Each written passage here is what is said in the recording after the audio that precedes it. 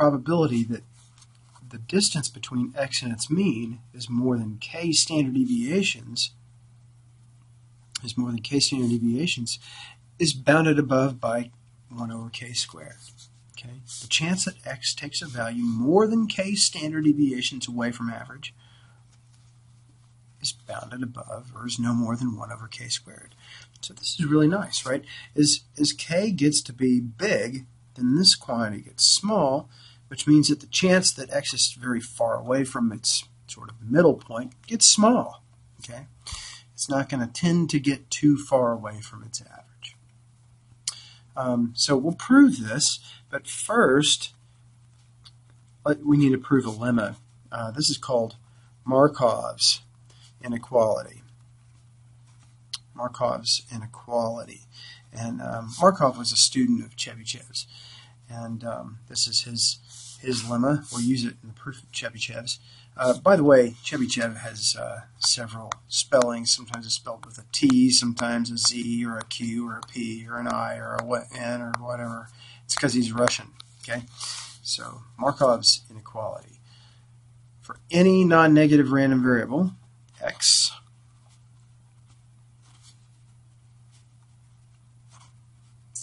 any non-negative random variable x, we have that the probability that x is at least a units is less or equal to the expected value of x over a.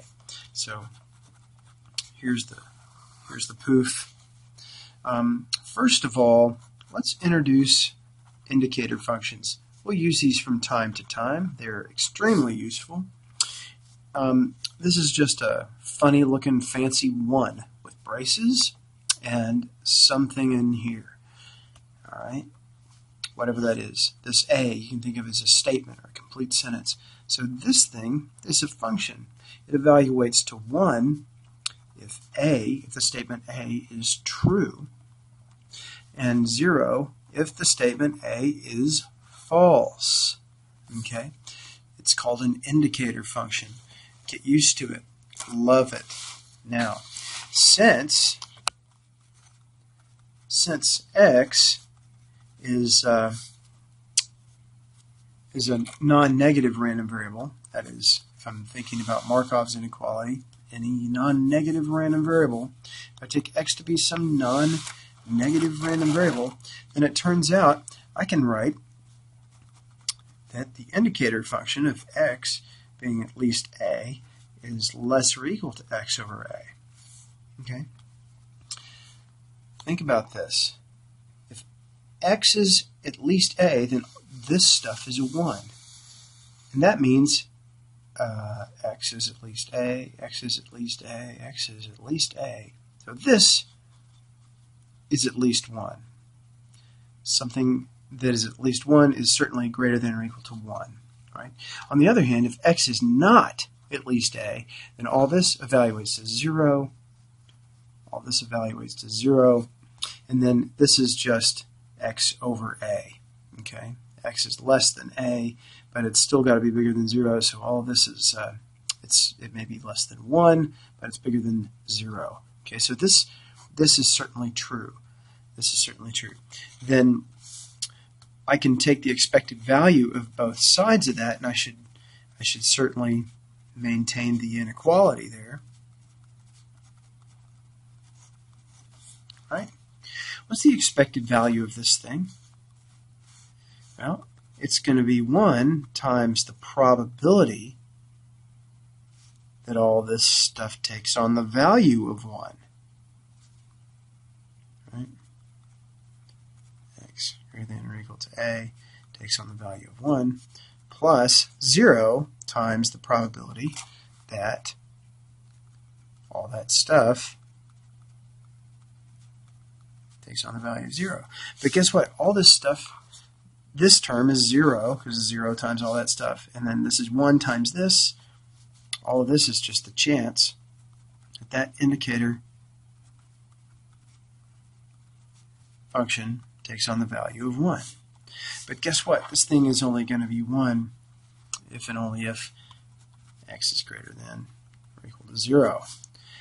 So so that expected value of that indicator function is just the probability that x is greater than or equal to 0.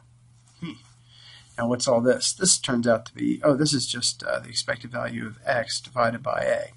And so finally in the end we just get that the chance that, somehow my a's morphed into zeros. Sorry about that. Of course x is at least 0, it's non-negative. These are supposed to be a's, sorry. So in the end we get that the chance that x is at least a is less or equal to the expected value of x divided by a, which is exactly what we wanted to say in Markov's inequality. Very good. Good job, guys. Good job. All right, now we're ready to prove Chebyshev's inequality. So first,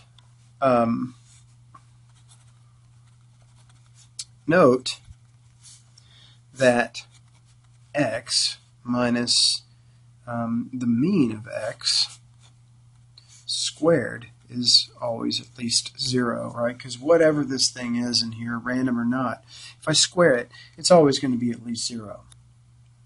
Okay. Then Markov's inequality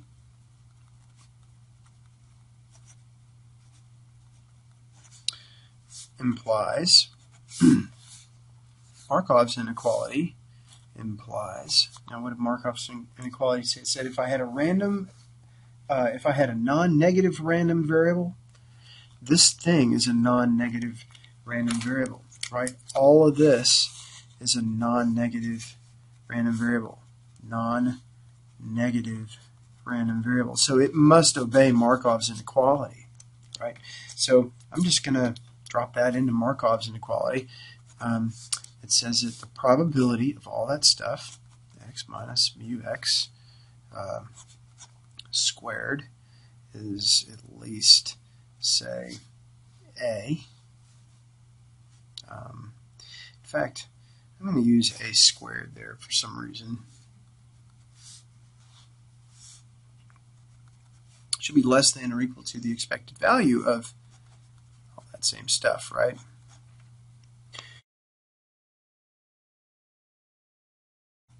All over a squared.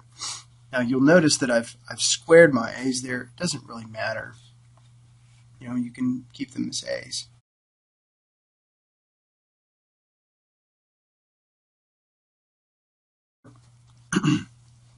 You can put a squareds in there.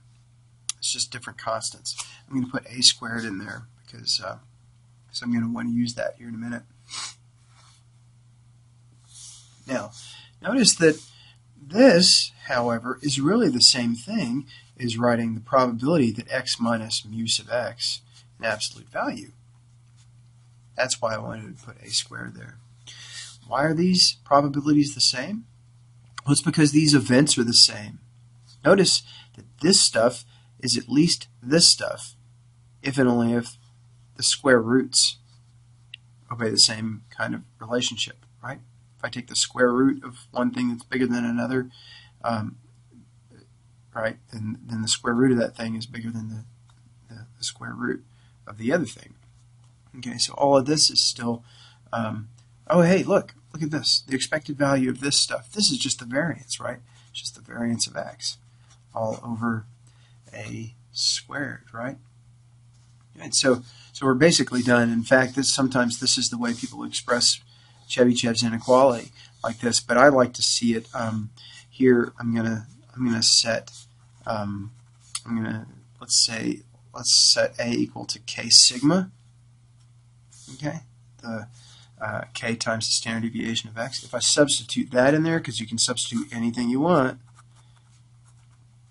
any number can go in there.